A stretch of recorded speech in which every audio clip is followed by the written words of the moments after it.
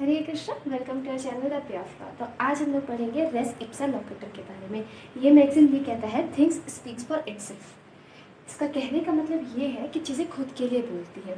Normally जब हम court में कोई बात प्रूफ करनी होती है तो हम लोग क्या करते हैं, एविडेंसेस देते हैं। करेक्ट। वो एविडेंस जितना डायरेक्ट हो उतना ही स्ट्रांग होता है, लेकिन हर चीज़ का डायरेक्ट एविडेंस तो नहीं मिल पाता ना। आप खुद सोचो। या फिर कभी कभी ऐसा हो सकता है कि सर्कमस्टांसेस इतने स्ट्रॉन्ग हो जाते हैं कि हमें डायरेक्ट एविडेंस देने की जरूरत नहीं पड़ती।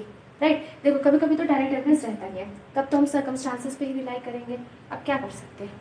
लेकिन अगर मान लो कभी कभी सर्कमस्टांस इतने स्ट्रॉन्ग है कि आपको एविडेंस देने की जरूरत ही नहीं है। जैसे मैं भी आपको एक एग्जाम्पल दे रही हूँ। क्या होता है कि एक तरफ से ट्रक आ रही है, दूसरी तरफ से मान लो एक ओमनी वैन जा रही है ना। तो जो ओमनी वैन रहती है, सपोज ट्रक आके टक्कर मार दे, तो सीधी सी बात है जो ओमनी वैन में जो इंसान सामने होगा, ही विल गेट इंजरी। सीधी सी बात है, बहुत तेज कोई बहुत बड़ा ट्रक एक छोटे से ओमनी वैन से आगे मतलब टकराएगी, तो आप खुद सोचो जो इंसान सामने बैठा हुआ, ड्राइवर बैठा हुआ, कितनी तगड़ी सी इंजरी हो जाएगी, होगी ना। तो बस मैं कोर्ट पे इतना ही बता दूँ कि ये कि जो ट्रक थी इस पर्टिकुलर स्पीड से आ रही थी, कार जो थी इस पर्टिकुलर स्पीड से थी, दोनों ने आपस में कोलाइड किया है। तो कोर्ट खुद से इस बात को अज्यूम कर देगी कि किस लेवल की इंजरी हुई होगी जो इंसान ड्राइव कर रहा है और जो भी इंसान आगे बैठा है ना। तो यहाँ पे मुझे एविडेंस दिखाने की जरूरत नहीं है कि इसके यहाँ पे चोट लगी है, उसकी ये मतलब उसके यहाँ पे इंजरी हो गई, ये हो गया, वो हो गया, है ना, ये हड्डी गई हो, ये क्या, वो सब प्रूफ करने की जरूरत नहीं है। बस मैंने इतना बता दिया कि जो ट्रक थी बहुत तेज स्पीड से आ रही थी, कोई पर्टिकुलर स्पीड, और जो ओमनी वैन थी वो भी पर्टिकुलर स्पीड से आ रही थी, दोनों आपस में कोलाइड हो गए, है ना। तो कोर्ट खुद अज्यूम कर लेता है, मुझे अब डायरेक्ट एविडेंस देने की जरूरत है ही नहीं, सर्कमस्टांसेस ने ही खुद बोल दिया, है ना। अब ये बात करता है रेस इप्सा लोकेटर, मतलब खुद चीजें खुद बोल रही है, दोनों चीज का कोलाइड होना ये बात दर्शा रही है कि इंजरी हुई है, मुझे उसका एविडेंस देने की जरूरत नहीं है। ठीक है।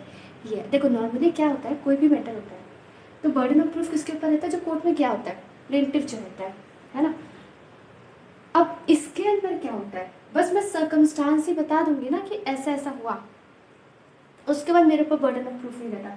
कोर्ट अपने आप अज्यूम कर लेती है मेरे फेवर में कि हाँ सर्कमस्टांस देख के, मेरे फेवर में क्या मतलब सर्कमस्टांस देख के कोर्ट खुद ही चीज़ों को अज्यूम कर लेती है। अब जो बर्डन ऑफ प्रूफ रहता है किसके ऊपर शिफ्ट हो जाता है, अपोजिट पार्टी के ऊपर। जैसे मैंने अभी एक एग्जाम्पल दिया ये वाला कोलाइड होने का, ओमनी वैन और ट्रक का। अब यहाँ पे मान लो जो अपोजिट पार्टी है, मान लो जो ट्रक वाला है वो कह रहा है नहीं नहीं नहीं, नहीं किसी तरह का एक्सीडेंट नहीं और कोई खरोच नहीं, तब उसके ऊपर इस चीज़ को प्रूव करना, क्योंकि ये तो कोई भी नॉर्मल इंसान ये अज्यूम करेगा कि इतनी तेज स्पीड में आ रही है और इतनी मतलब छोटी सी ओमनी वैन है ना, और वो टकराएगी तो क्या ही इंजरी होगी, है ना।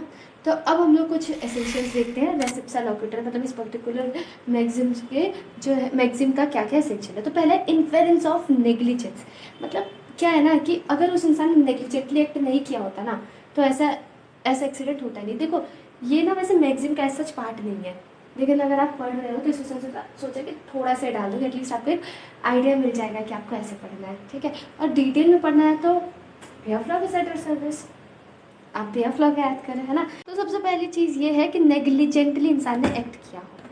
ठीक है। और नेग्लिजेंटली बस आप प्राइमा फेसाई प्रूफ कर दो कि हाँ वो इंसान नेग्लिजेंट था।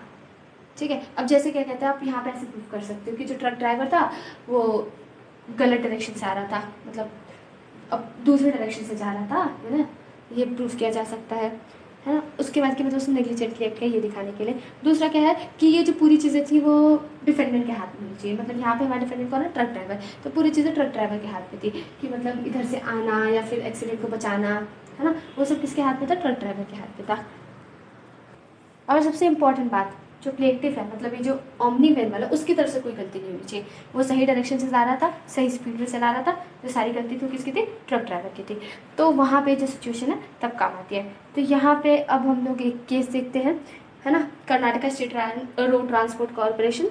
इस केस में क्या हुआ था कि एक एक्सीडेंट हुआ। ठीक है। दो बसेस थे आपस में, मतलब ऐसे ब्रश हुए एक तरीके से कि एक दो पैसेंजर जो थे उनके लेफ्ट हैंड पे जो थी इंजरी आ गई। तो यहाँ पर जस्ट आप कोर्ट में ये बात बोल दोगे कि दो बस थे, है ना, इतनी तेज स्पीड थी, इस तरीके से वो ब्रश हुए आपस में, तो कोर्ट ऐसे कर ली, कोर्ट मान के चलेगी कि हाँ इंजरी हुई है उन लोगों को। आपको प्रूफ करने की जरूरत नहीं पड़ेगी कि हाँ दो पैसेंजर्स हैं, उनके लेफ्ट हैंड में यहाँ पे इंजरी हुई है, ये सब प्रूफ करने की जरूरत है। आप बस इतना बता दो, कोर्ट इस बात से अंदाजा लगा लेगी। कोई नॉर्मल इंसान, अब आप सोचो कि कोर्ट कैसे अंदाजा लगाए, जो चीज़ नॉर्मल मैंने सोचता ना वही, उससे कुछ ज़्यादा नहीं। ठीक है। सो यहाँ पे जो है रेस इप्सा लोकेटर का डॉक्ट्रिन लगा। अब किसी भी तरीके का डाउट है इसके अंदर तो आप बताओ, और डिटेल में पढ़ना तो पढ़ ही लेंगे, है ना। तो और सारी मैगजीन्स पढ़ते रहो, है ना। Hare Krishna, thank you for watching this video.